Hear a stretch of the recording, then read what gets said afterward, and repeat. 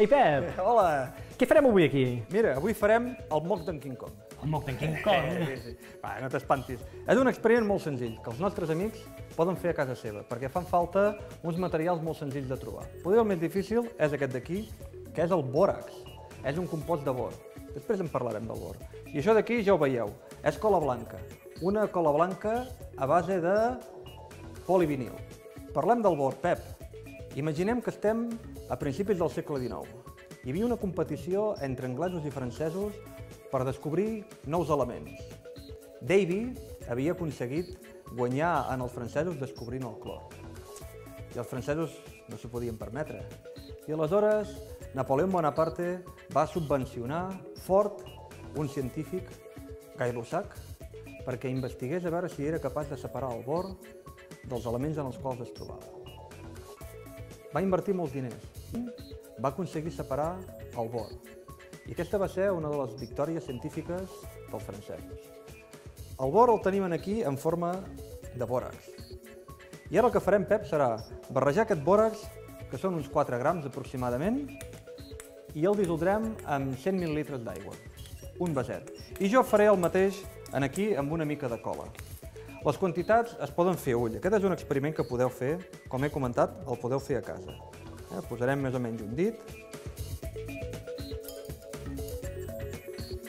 De fet, el bòrax costa una miqueta de dissoldre. Ara el que hem d'afegir és una mica d'aquesta dissolució que has fet aquí dintre, però procurant que no te caigui aquesta mica de bòrax que encara no s'ha dissolt. I veurem... Molt bé, deixo així, espera. I veurem el que està passant aquí. Es va espesseint. Està quedant això una mica enganxós, I tant. Mira com està sí quedant que s'observa, enganxós. sí. Saps què estem fent? Estem fent un polímer. Un polímer. Aquest polímer està format a base de petites molècules que es van enganxant les unes amb les altres. D'aquesta forma es fan els teixits com aquest que portes aquí.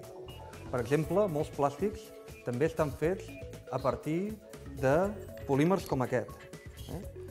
Fixa't quin aspecte més fastigós que té això. Però escolta, encara ho podem fer més fastigós. Què et sembla? De quin color són els mocs? Home, els mocs són força verds. Agafem una mica de colorant. I afegim colorant? Va.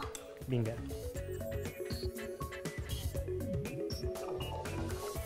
Oh, ara sí que sembla un moc. Ara sí que tenim aquí un moc dels bons, Oh, mira el moc d'en King Kong, quina cosa més fastigosa. Déu-n'hi-do. Quin fàstic.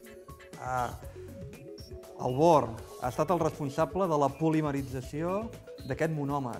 Sí. El bor també el trobem en coses molt quotidianes com són els detergents. Els detergents. Diu que porta blanquejants oxigenats. Això és el perborat, un compost que conté bor. Bé, ja veus, per tant, Pep, que el bor està bastant present també a la nostra vida quotidiana. I tant. Esperem que us hagi agradat aquest experiment i ja veieu que és senzill, el podeu provar de fer a casa. Fins la propera, amics. Fins la propera.